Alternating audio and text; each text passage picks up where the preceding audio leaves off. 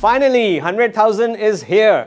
28 नवंबर 2024 Pakistan stock market के लिए एक तारीखी दिन था जब मार्केट खुलते ही ट्रेडिंग स्क्रीन्स पर 1 लाख पॉइंट्स का नंबर फ्लैश हो गया और बिल आखिर हफ्ते के इख्तिताम पर KSE 100 इंडेक्स 3,559 पॉइंट्स के इजाफे के साथ 101,357 पॉइंट्स के रिकॉर्ड हाई पर बंद हुआ। ये हफ्ता बहुत वॉलेटाइल था जहां कुछ और भी रिकॉर्ड्स बनते नजर आए। मंगल 26 नवंबर को मार्केट 3,506 पॉइंट्स या 3.5% नीचे बंद हुई, जो एक दिन का सबसे बड़ा डिक्लाइन था और इसकी वजह पॉलिटिकल नॉइज थी। और अगले ही दिन मार्केट में 4,695 पॉइंट्स या 4.96% का इजाफा हुआ और ये भी एक दिन का सबसे ज्यादा इजाफा था। इस हफ्ते स्टेट बैंक ने कन्वेंशनल और इस्लामिक बैंक्स के सेविंग्स अकाउंट पर प्रॉफिट कैलकुलेशन में चेंजेस का फैसला किया। कन्वेंशनल बैंक्स के लिए minimum profit rate requirement financial institutions, public sector enterprises और पब्लिक लिमिटेड कंपनीज के डिपॉजिट्स पर अप्लाई नहीं होंगी। दूसरी तरफ इस्लामिक बैंक्स पर मिनिमम डिपॉजिट रेट आयद किया गया है, जो इन बैंक्स की इन्वेस्टमेंट पूल की वेटेड एवरेज ग्रॉस यील्ड का कम से कम 75% होगा। और इस्लामिक बैंक्स पर भी ये minimum deposit rate financial institutions, public sector enterprises और पब्लिक लिमिटेड कंपनीज के डिपॉजिट्स पर अप्लाई नहीं होगा। मिनिमम प्रॉफिट रेट में ये तब्दीली 1 जनवरी 2025 से लागू होगी। इस खबर की वजह से कन्वेंशनल बैंक्स के स्टॉक्स में काफी तेजी हुई और ये भी एक बड़ी वजह थी कि मार्केट ने 1 लाख पॉइंट्स को अबूर किया। ये खबर इस्लामिक बैंक्स के लिए नेगेटिव थी और इस्लामिक बैंक्स के शेयर्स में सेलिंग देखी गई। इस हफ्ते टी-बिल्स ऑक्शन भी हुआ जिसमें यील्ड्स में मजीद कमी हुई और 3 मंथ्स की यील्ड 12.99% पर आ गई है, 6 मंथ्स की 12.89 और 12 मंथ्स की यील्ड 12.35% हो गई है। स्टॉक मार्केट की फ्यूचर आउटलुक पर हम बात करेंगे यूसुफ फारूक से, जो डायरेक्टर रिसर्च हैं चेस सिक्योरिटीज के। यूसुफ साहब, वेलकम टू द शो। साहब, thank you for inviting me. Stock market ने 100,000 पॉइंट्स का माइलस्टोन अचीव कर लिया है और अब इन्वेस्टर्स ये सवाल पूछ रहे हैं कि व्हाट्स नेक्स्ट। देखें, एक कोट है, एक इकोनॉमिस्ट हैं जॉन केनेथ गैलब्रेथ, उनका एक कोट है कि there are only 2 types of forecasters, ones who don't know and ones who don't know that they don't know. But अगर हम पिछले 20 साल देखें तो पिछले 20 साल में मोस्टली यही होता रहा है कि जब भी पाकिस्तान की करंट अकाउंट सिचुएशन सही रही है और पाकिस्तान की फिस्कल साइड भी कंट्रोल में रही है तो मार्केट्स ने जनरली रैली किया है। हम मुशर्रफ एरा में भी देख सकते हैं कि जब तक करंट अकाउंट कंट्रोल में था और फिस्कल साइड कंट्रोल में थी तो मार्केट रैली करती रही थी। उसके बाद पीपल्स पार्टी वाले एरा में और नून लीग वाले एरा में भी यही होता रहा। और जब भी करंट अकाउंट पाकिस्तान का सिचुएशन ख़राब होती है और गवर्नमेंट अननेसेसरी स्पेंडिंग करना शुरू होती है तो उससे इन्फ्लेशन और स्टॉक मार्केट ख़राब होती है।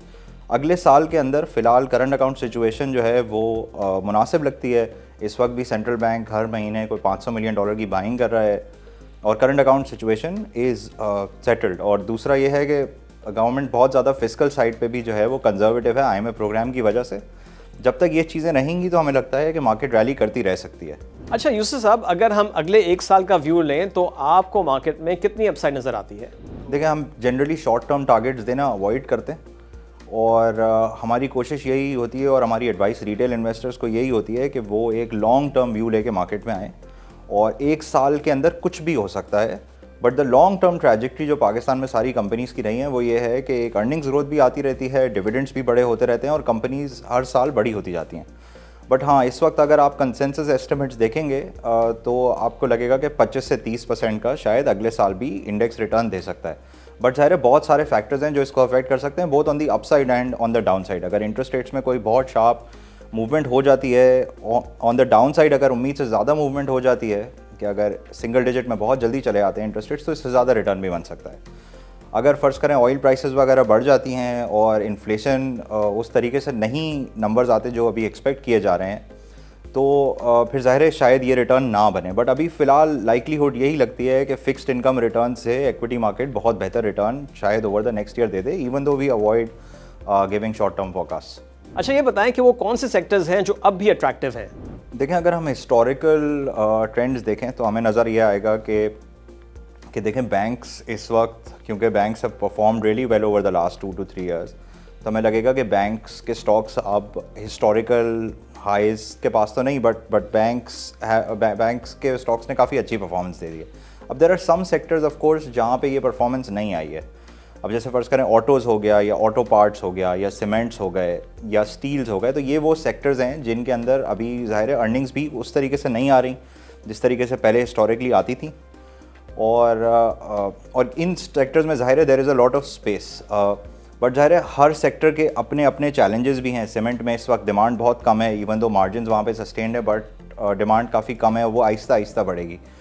स्टील में हम देखें तो फ्लैट स्टील में रिकवरी बहुत जल्दी आ सकती है, लॉन्ग स्टील में शायद रिकवरी आते आते काफ़ी टाइम लगे, और वहाँ पे काफ़ी डेट को लेके और डिस्ट्रेस भी है इस वक्त कंपनीज़ के अंदर। ऑन दी अदर हैंड अगर हम ऑटोज़ देखें तो हमने ये देखा है लास्ट मंथ ऑटो फाइनेंसिंग का जो नंबर है वो इंटरेस्ट रेट्स नीचे आते ही 8-9 अरब रुपए का नेट नंबर बढ़ गया है।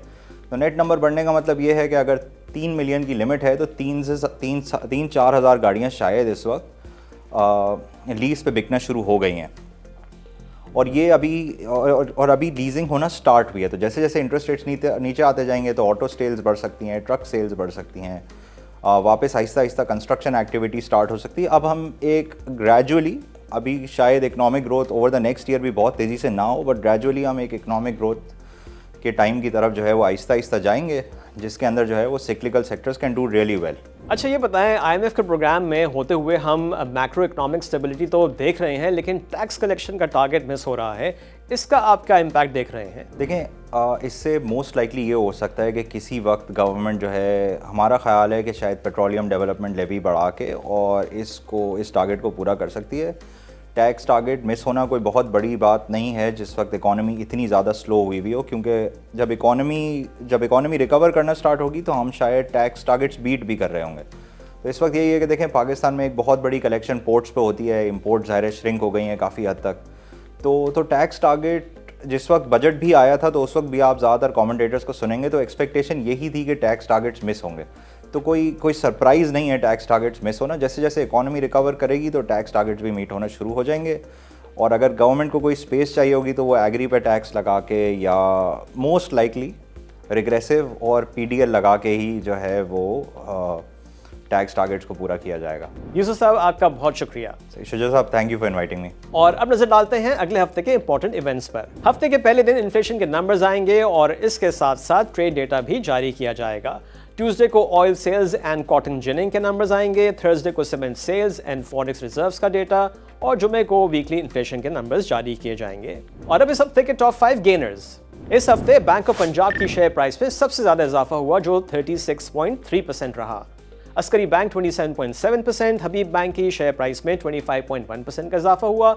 जावेदा कॉर्पोरेशन 23.7% और महमूद टेक्सटाइल की शेयर प्राइस में इस हफ्ते 20.7% का इजाफा हुआ। और अब इस हफ्ते के टॉप 5 लूजर्स। इस हफ्ते सबसे ज्यादा कमी मीजान बैंक की शेयर प्राइस में हुई और ये 11.7% नीचे रहा। Faysal bank 8.8%, Pakistan services limited की शेयर प्राइस में 7.8% कमी हुई। साजगार इंजीनियरिंग 4.7% और गनी ग्लास लिमिटेड की शेयर प्राइस में 3.2% की कमी हुई। And that's it for this week. Have a nice weekend. खुदा हाफिज।